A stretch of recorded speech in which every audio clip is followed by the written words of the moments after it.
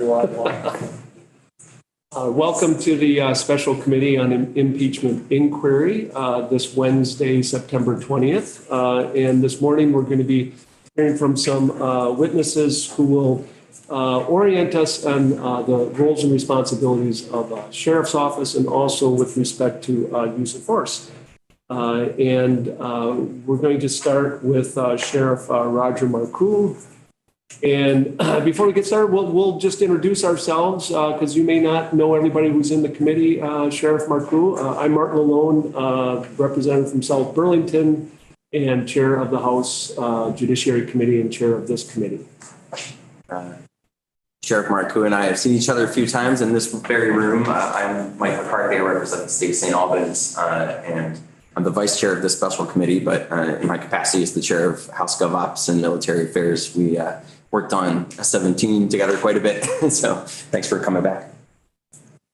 Representative Kelly Payala. I represent Londonderry, Weston, Andover, and Wenhall. And I sit on Human Services during the session.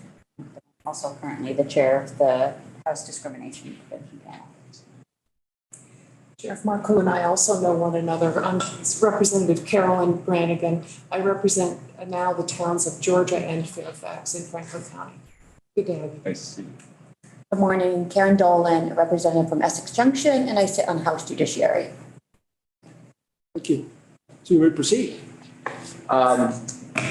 Those of you that don't know me, my name is Roger Marcoux, and I am the Lamoille County Sheriff. I've been there for 22 years, and I've been in law enforcement for 43 years.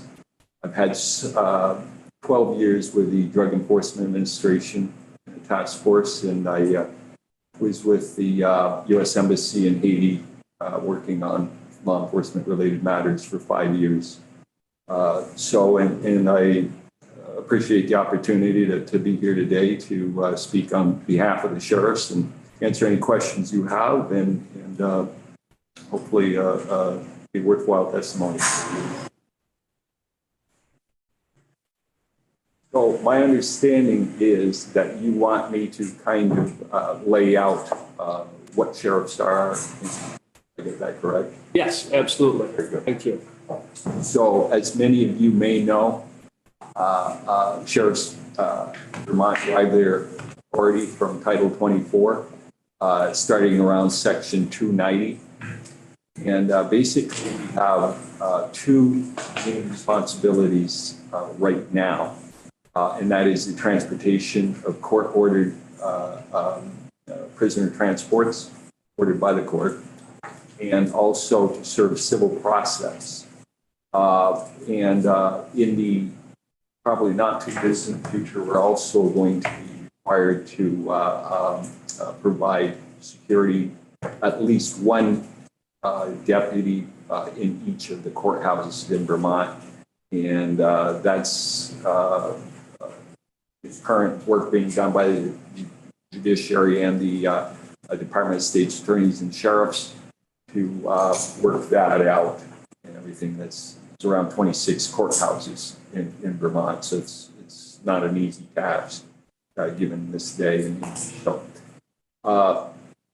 many years ago, the sheriffs were by statute given authority to contract out for law enforcement services in various communities. And those, there are some parameters that were set forth in statute as to how to do that. Namely, there had to be a prescribed way of writing the contracts. The sheriff and the department were compensated for that through administrative fee of not more than 5%. And whatever money that was taken, the sheriff's department does not, or the sheriff does not necessarily have to take the entire 5%. Whatever money was taken from that was done within the calendar year, and it had to be accounted for. So the statute also specifically stated that the assistant judges that provide assistance to each county could not use county funding to help pay in any way for anything related to the contract. So the county assistant judges basically pay for facility, the building for the sheriff, telephones, photocopiers, that kind of thing, and also provide some assistance for secretarial and bookkeeping assistance. So many of the counties county employees that are paid for by the county in those positions. Some counties provide the money to the sheriff and their sheriff's employees, but they're compensated through the county. And that's basically the extent of what the county assistant judges are supposed to do by statute. So sheriffs in this state and sheriff's deputies derive their law enforcement authority the same way municipalities and state police and other state law enforcement agencies do through the police academy. And so we have authority statewide to perform law enforcement duties, arrests, and what have you. They're back years and years ago. It was easier to get retirees and people like that to help supplement the workforce of the sheriffs. And now we're in the same position as the state police and municipal law enforcement officers, where we do not have enough people, and we're losing more people than we're getting from recruits. So that's kind of an overlay of what we are. And I don't know at this point, perhaps maybe instead of going down the road I think we should go, maybe I can answer questions. Sure. Start with committee members. Questions for Representative Brannigan. So I sometimes hear from some of my constituents that the sheriffs are untouchable, that they are set up in the Constitution so that they operate totally on their own. Is that true? Well, I don't know exactly what the context of untouchable is. Certainly, we're bound by the same rules that all law enforcement officers are in this state.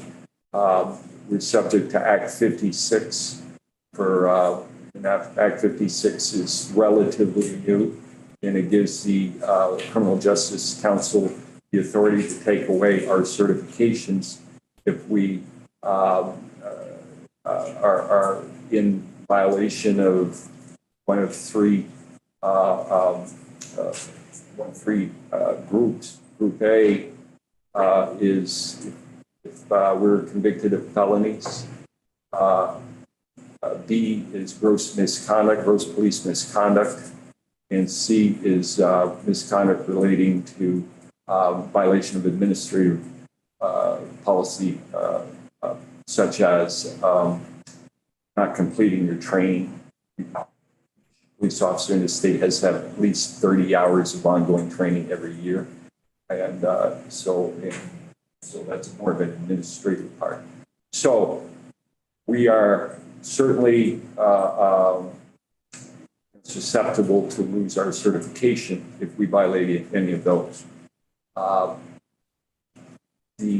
think what some people may be referring to, Representative Brannigan, is the fact that we're constitutional officers. And right now it's been very, very difficult to put some rules and regulations on perhaps who is qualified to come in office. It's up to the voters to put in whoever they want. And those people may be very qualified and they may not be qualified at all. So, and that's just the way it is right now. So, and so we have right now we have two sheriffs that are level 2 certified. That was what they used to call the part-time certification. That's 2 hours of training, excuse me, 2 weeks at the academy training, and then field training beside that, which amounts to, anywhere from 60. Our department is 120 hours. So, but after that, the only thing you can't do is investigate certain crimes, such as homicides, aggravated domestic assault, and there's a list of crimes that a level 2 person cannot investigate. Other than that, somebody with no certification elected by the people can become a sheriff. And in my experience, a sheriff, a well-rounded, successful sheriff, has to have a good amount of law enforcement experience, has to have business acumen, and certainly political acumen to be able to, get elected and talk with people, and all you know about that. So, in that regard, it's very difficult. That's why we're here. It's very difficult to remove somebody who is a bad actor because of the constitutional aspect of how we're here. So. Yeah, Representative Dolan. Yes, thank you for this overview. I'm curious if you can share, because that piece of folks are elected into, what is the orientation process or the training is there one for folks when they are elected and they transition into the position? So that's one question. And I feel like that also ties with what is the oversight process when complaints and things come up? And I have a third question too. Let's start with Sorry. okay, so I'll write them down too. So the first one is about like orientation. okay. There is no orientation other than what the other sheriffs. Right now, we've got 8 new sheriffs in the last election. So, and folks like me that have been around, we try to help anybody that's willing to take help. But there is no specific program or anything right now for new sheriffs.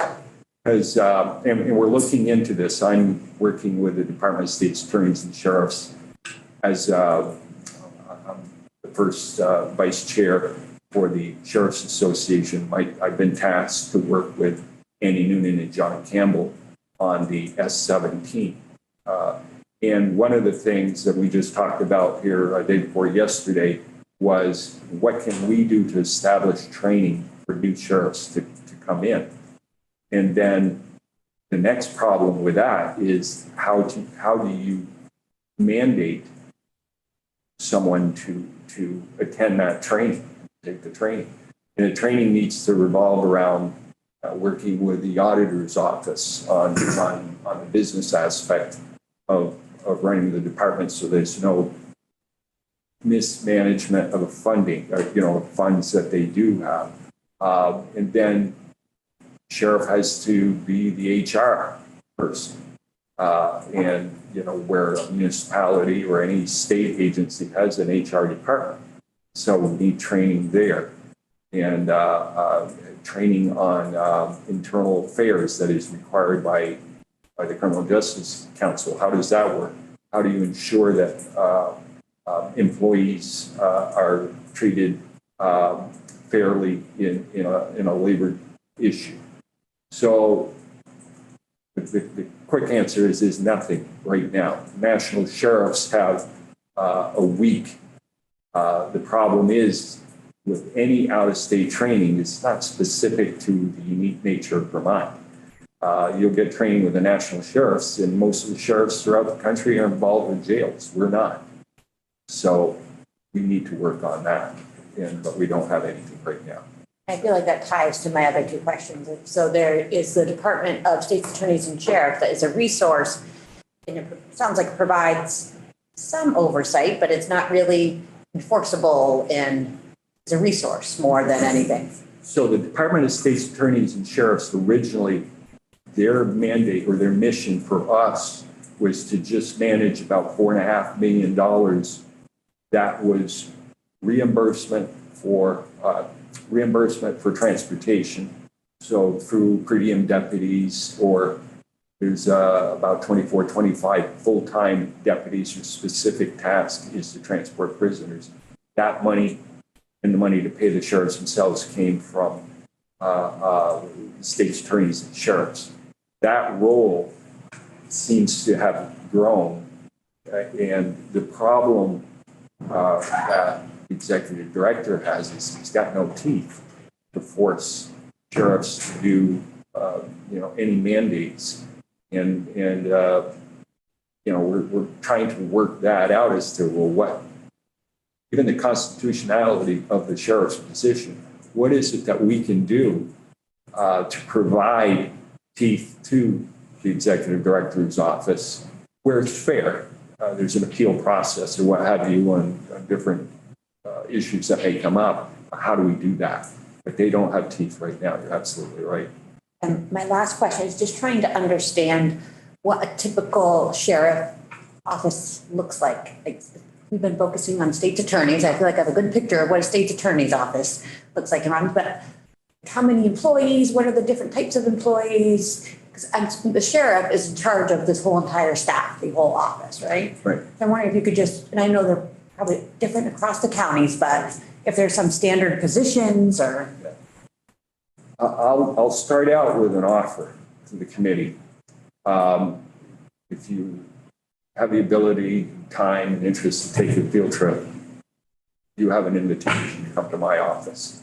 I arguably have been successful there, and I'll throw that out to you. So typical, you're right that they're different all over the state. Before COVID, I had 53 employees. We worked in Chittenden County to provide security for the hotels so that the hotels would agree to house homeless people during COVID.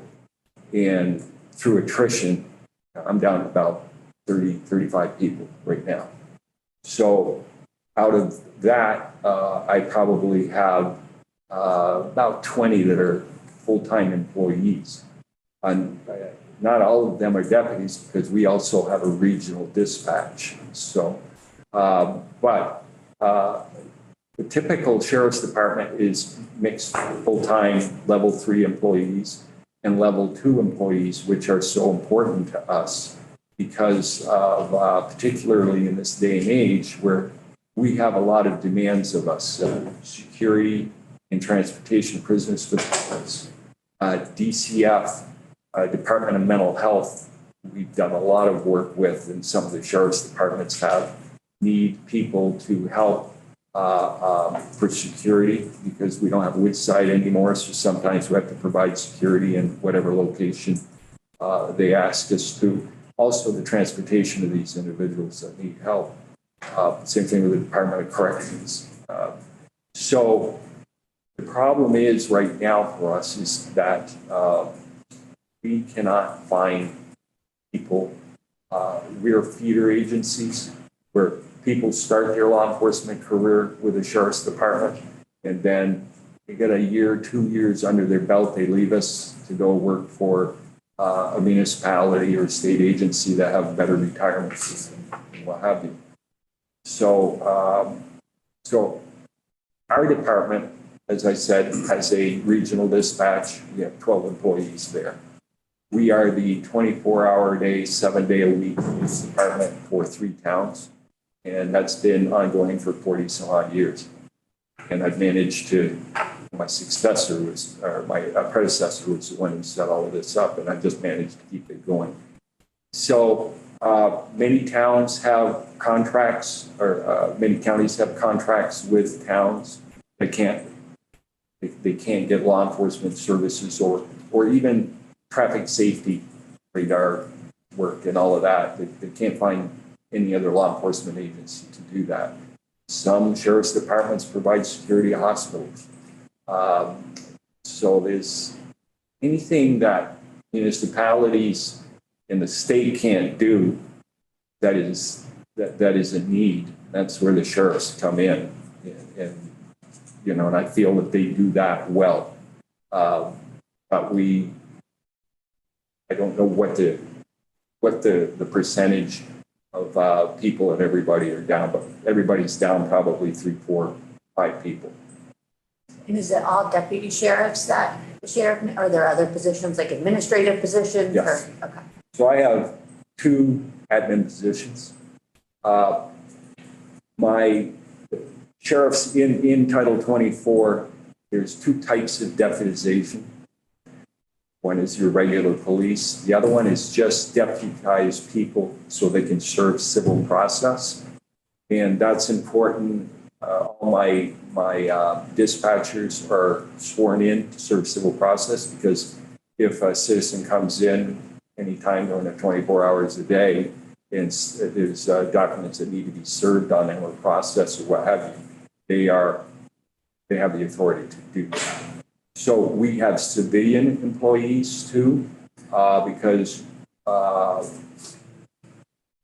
Lamoille, Windham County, we came up with a pilot project 10 years ago, 15 years ago, to transport people, in mental health crisis, or people in custody of the Commissioner of Mental Health. Came up with a plan to transport these people without handcuffs, because a lot of those folks were simply in crisis but had no history of violence. So part of what we did there is we had unmarked vehicles, vans, and then the deputies would work in plain clothes, because a lot of these folks ended up going to their doctor, the dentist that they'd had forever, and there was an issue of how do we do this in a dignified way for those folks. So we came up with that, and we also had an arrangement with Agency of Human Services that if we had one deputy that if we were having a difficulty staffing, that we could use civilians that were trained. So we have civilian employees, probably, out of my 30 people, I probably have 3 or 4 civilians that will go with deputies in certain circumstances to be able to transport folks. So there's a mixture there, but people have to be trained, even if they are civilians, to be able to do this. So. And it sounds like that could be different from county to county. That's how your county is set up, but somebody in another county could have it set up. I speak about my county, and that's what I know best. But again, we have some counties that maybe have 6 employees, what have you, and are really, really struggling. And basically they're from payroll to payroll if they can make, payroll. We've had the good fortune, and a few of the departments have the good fortune of being financially sound, but that runs the whole gamut as well. So can you just tell us, as far as you know, some of the differences? I mean, you just mentioned a little bit about the difference, that different counties are different. Can you elaborate on that a little bit more? I do understand is it the executive committee at the DSAS? And does that give you kind of an idea of what different counties are doing? Well, I'm pretty familiar, we have monthly meetings, and usually we'll have over half of the sheriffs attend.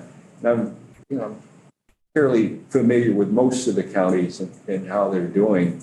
But I think your question is, you'd like me to elaborate on some of the differences? Yeah, that would be more elaboration there. Thanks.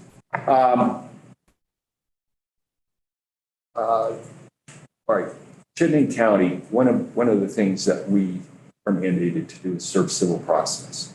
So Chittenden County serves thousands of civil process, where Lamoille County, which is a mid-sized county, serves 1,000 a year.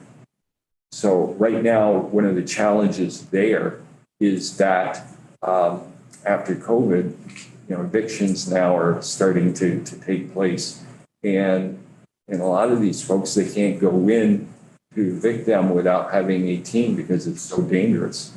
They're being met with firearms. So that's something that Chittenden County is dealing with that we are not. the very rural nature of Franklin County. Franklin County, from one end to the other is a huge county to try to patrol.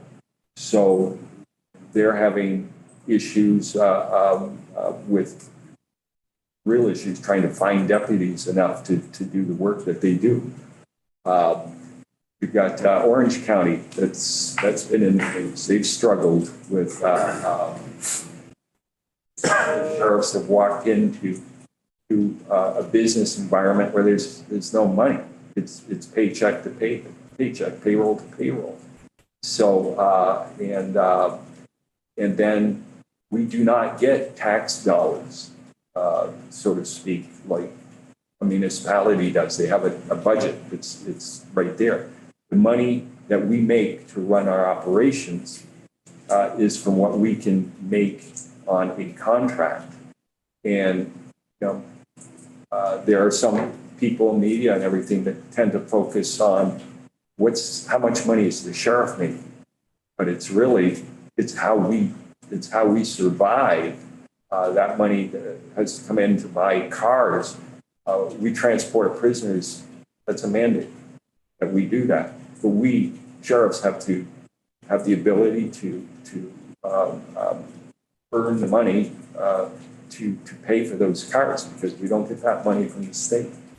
So in some counties just don't have the business. They don't have the contracts. They don't have the continuity of leadership to be able to do that, and they struggle. In some counties are more fortunate. Questions from the committee? Representative Brandon. I have one more. I heard somewhere along the way that there were two kinds of deputies. Some are hired locally and some are hired by the state. What is that? So years ago, before I came on board, somehow state, through the Department of State's Attorneys and Sheriffs, made a decision that in order to help complete the state, the statutory mandate to transport prisoners, that the state was going to pay for X number of deputies. Right now it's 24, 25, right in that area.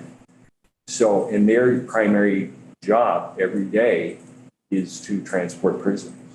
So they are on the same retirement system as the state police, those 24, 25 folks. And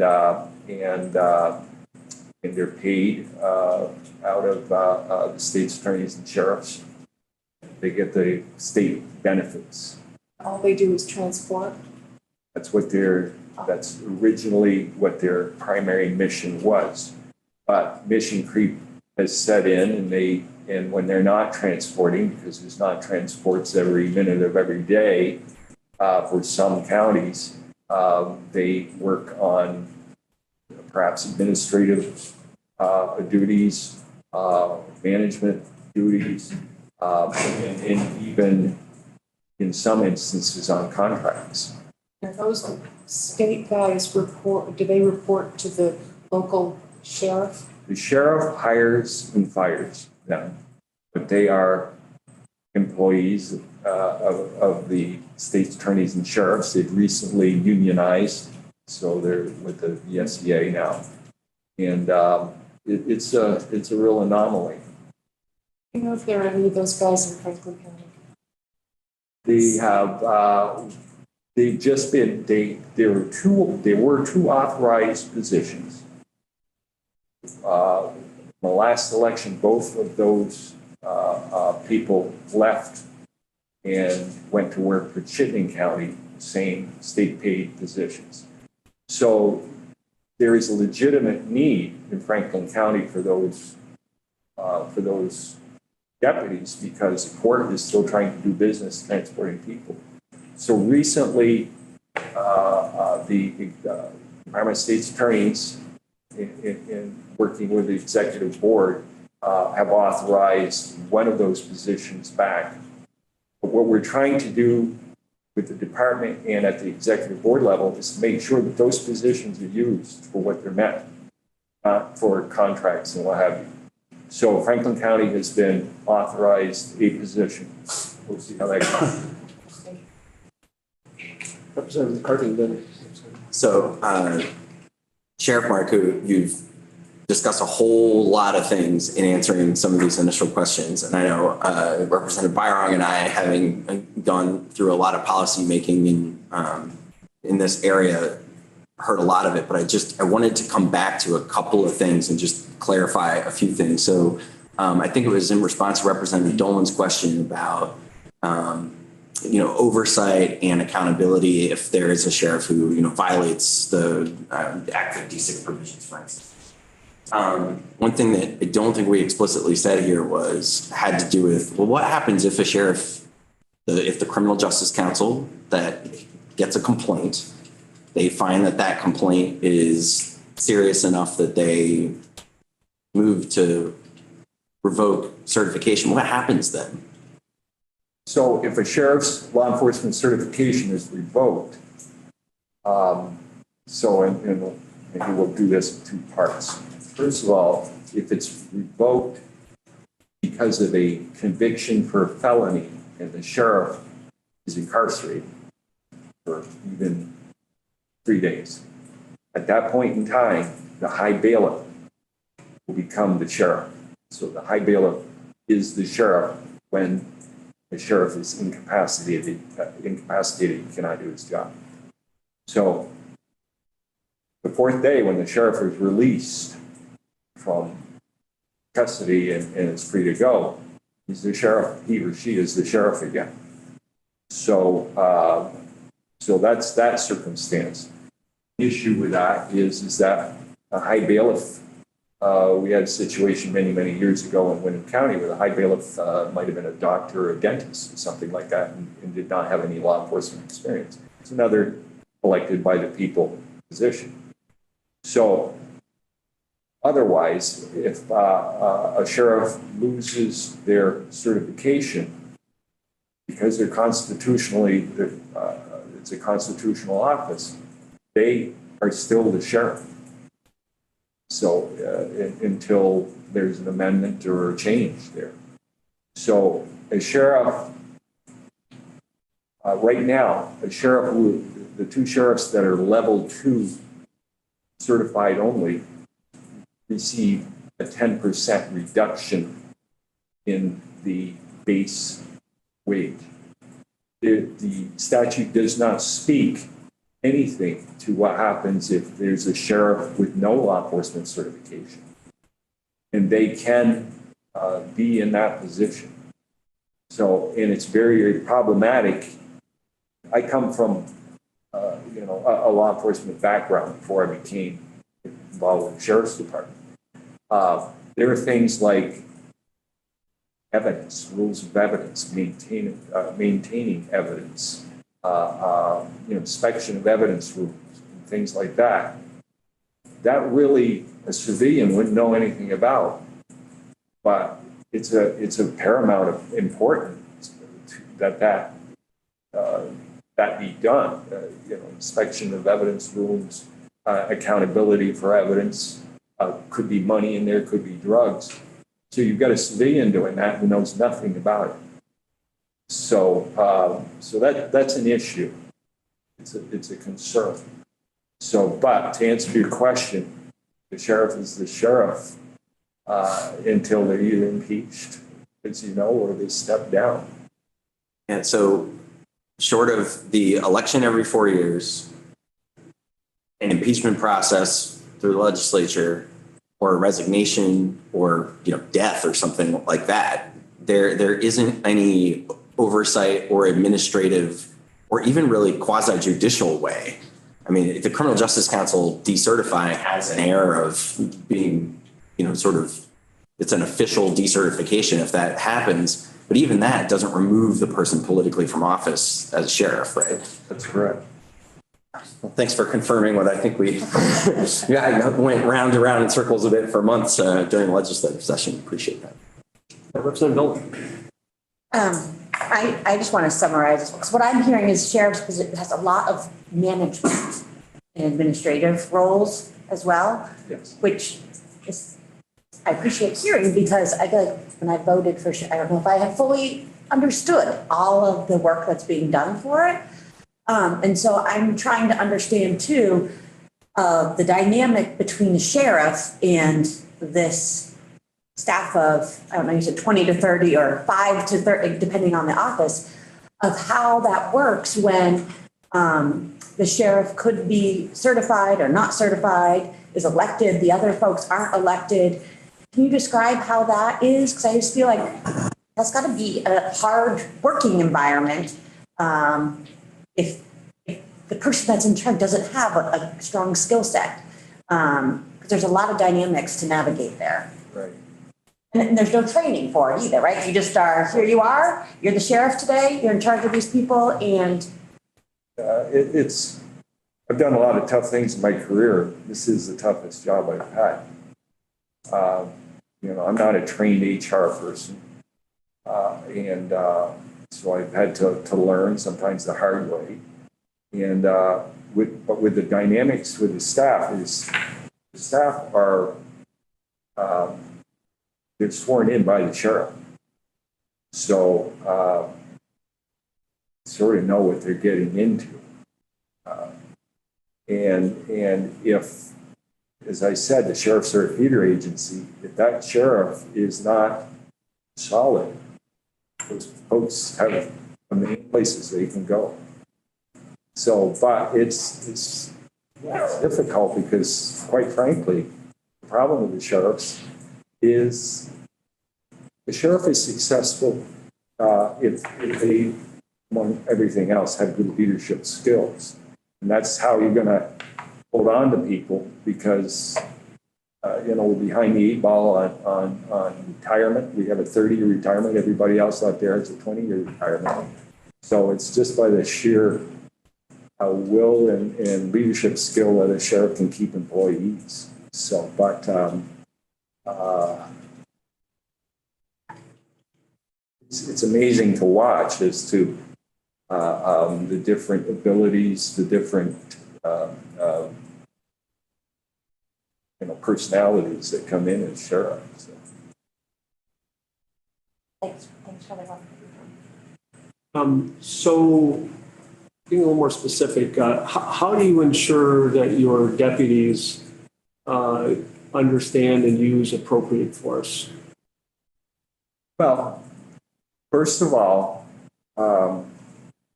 there's certain things that we do, and I'll tell you, and I'm pretty sure that some departments do things differently, but the first thing is the quality of the employee when the recruiting is ongoing. So, and we do background checks, and we have right now in my department, I have a former chief of police that does my background checks. He's a part-time employee, Gary Taylor, from St. Albans City. So, and he's very thorough. So you have to, that process has to really be identified, the hiring process, and polygraphs, and polygraphs don't give you everything. The background investigation is so important, and we don't always get it right. And I interview people that I think, wow, this is really a solid person, and I'm wrong. Or this person will stay with me for a long time, but they don't because I was wrong. So it's not an exact science, but the quality of the individual that you get is one thing. If you've got somebody who's really pretty interested in all the guns and all of the stuff on the belt and everything, but doesn't seem to be as interested in the people that you're serving, that might be somebody to really take a second look at. So, but we have the training and policies. We have the policy, the use of force policy. It's a statewide policy. We train, there's 4 hours of training that occur, and I know you're having an expert speak to that later on. So, but I'll just tell you that, we had our training, which is hands-on, but we also spent an hour on the policy itself every year, because you may not need to know how to, those techniques, those handcuffing techniques, if you know the policy and what you're contemplating putting hands on somebody, the policy dictates you don't. So it's just constant training. And then the fact that I think there's some deterrence now with Act 56 that if you violate that policy, we are mandated as agency heads to send a policy violation or serious violation to the Criminal Justice Training Council to have a look at. And they put teeth in that by saying that if I don't do that, then my certification is on the line. So I don't know if that answers the question. Oh, that's very helpful. I'm wondering how the culture of your office or your leadership also goes into ensuring that de-escalation techniques are forefront and appropriate use of force is understood by those under you. I'll speak to you as a person who's not a young guy on this job. When I started out, I was scared to death. And sometimes, if you're not trained well and you're just starting out and unsure yourself, you'll overcompensate. So, how you're dealing with people, perhaps you're more, you're not as comfortable, you're not as, you don't read the situation correctly. So with experience and everything, you get to know particular situations. Yeah, somebody's having a bad day here. They're not malicious or what have you, but you can read things better. So with our culture, we were the forerunners of transporting people without handcuffs. And I got a lot of pushback from seasoned law enforcement folks for that. But what we did is we came up with a policy and a plan and trained to it. And also did a lot of work with, before we do that with somebody, let's take a look and work with the Department of Mental Health to see what their history is. So if they didn't have any history of violence and things made sense, then that person is a candidate not to be transported with handcuffs. So we began to have a narrative in the department,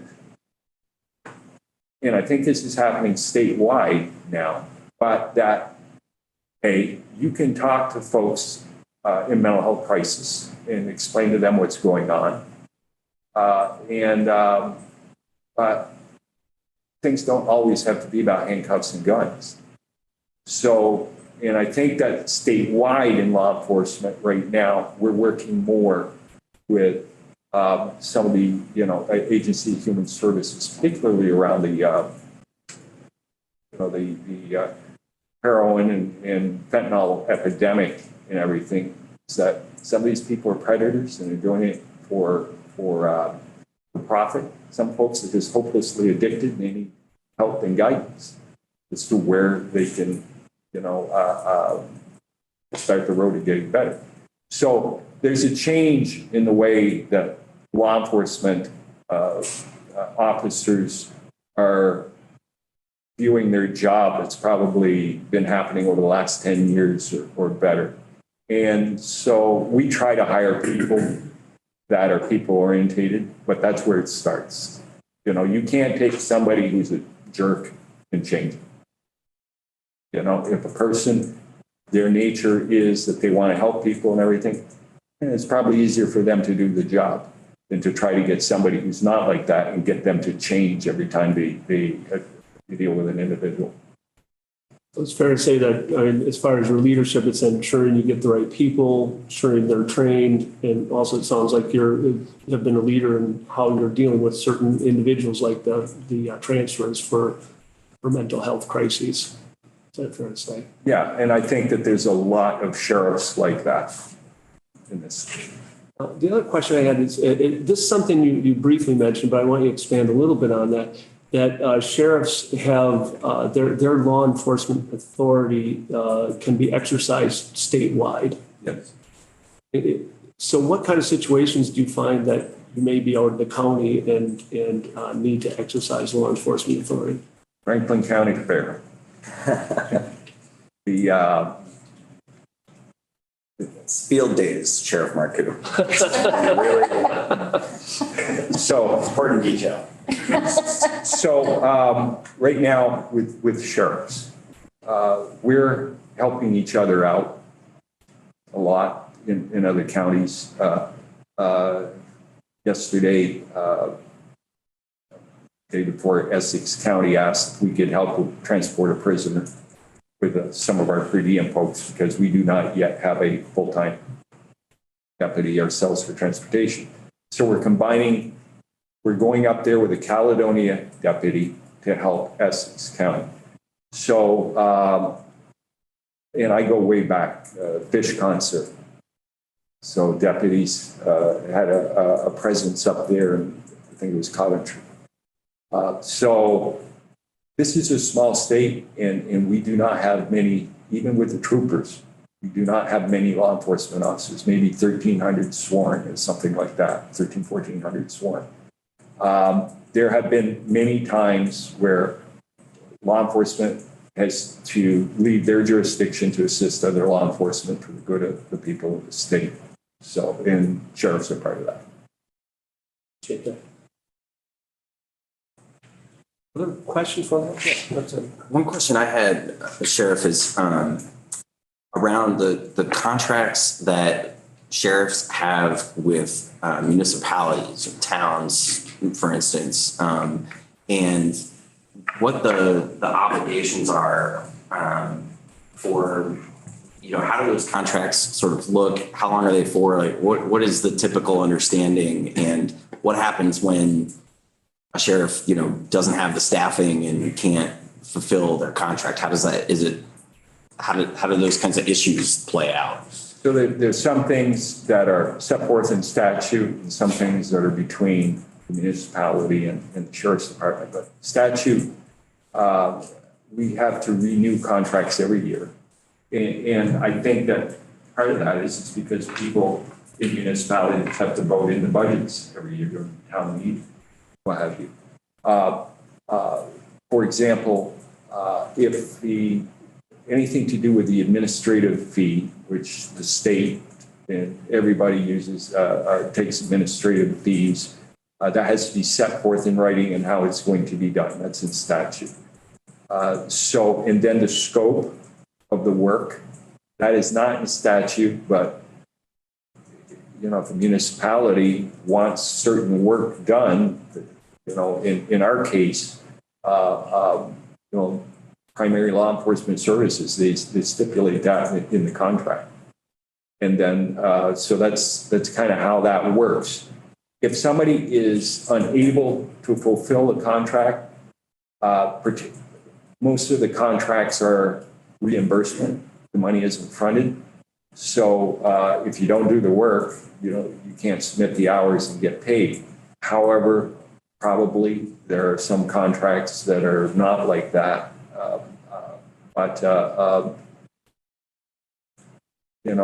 It's really up to the contractee to keep an eye on what the contractor is doing.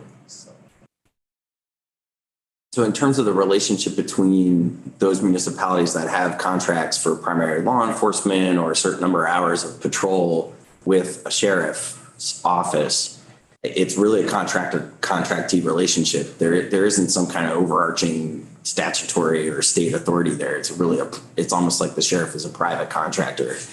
Yeah, they are, except for it has to be spelled out with this 5% admin fee. That has to be spelled out how that's done.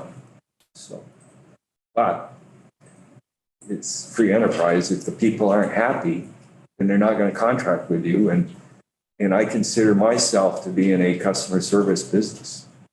I was at a Johnson Select Board meeting Monday night till 9 o'clock because we were going over the flood. And they asked me to go, and I went. I want to keep those folks happy, and we've been able to do that long before I got here, and so we've had a 50 year relationship with them. So if I think that that's a good way for any sheriff to look at those contracts, is that we're in a customer service business to keep those folks happy. Because if we don't have the contracts, we don't have the money to run our operation. And my one last question, Mr. Chair, is would you say, Sheriff Marcoux, that there are a lot of towns, and given, you talk about the rural nature of Franklin County, I know some Franklin County towns where really the only practical law enforcement agency that they could contract with is the Franklin County Sheriff's Office. Would you say that that's pretty typical throughout the state, that the sheriff in that county kind of has a monopoly on that unless a town wants to stand up their own municipal police agency? Well, there's the ability for towns to stand up their own agencies, regional police, and I know that some of the Franklin County towns are looking into that. But there's the ability for municipalities to contract, and they do. So when I first started in this business, my first 6 months were in Hardwick. And at the same time that I started, it was a brand new police department, Hardwick and Greensboro banded together. So it was a Hardwick Greensboro Police Department. So, and there's intermunicipal districts, interlocal districts. So the sheriffs don't have the exclusive on that. So it's just whether a municipality is willing to do it, or if the municipality may want to do it, but may not have the staff to do it, which I think is certainly an issue. So state police contract. So they contract for radar, and we're in competition with them. So, and they have, I don't know, it's significant. There used to be significant contracts. Last few years, I don't know what it was. Years and years ago, it might have been $1 or $2 million worth of contracts throughout the state. So everybody has the ability to contract. And that's why I say it's customer service. It's whoever does it best is going to get the business. Representative Dole. Yes, I have one more question. Going back to the use of force piece, and what I heard is that hiring was a key piece of making sure you have folks that are on board with the use of force policy. You're saying people hiring that focus on people first, and then you mentioned, I think, also background checks and polygraphs. So do background checks and polygraphs happen to the sheriff as well? If any individual wants to be trained through the police academy, one of the criteria is that they have to pass a background check. So, however, I'm sorry, they have to pass the polygraph. They have to take a polygraph and pass it. But anybody can run for office, and there's no background on them. And the background is really done by the media, and how involved, how much competition and how much that brings out in an individual.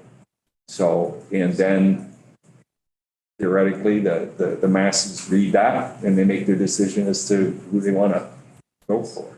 So, but that's it. All right, I really appreciate your time, Sheriff Marcoux. So thank you very much. Thank you. If we have other questions down the road, we may ask you back in. We'll see. Very good. Thank you. So we're just going to take 5 minutes so Representative Byron can get his coffee. So if we can just go off live for 5 minutes. Thank you, Mr.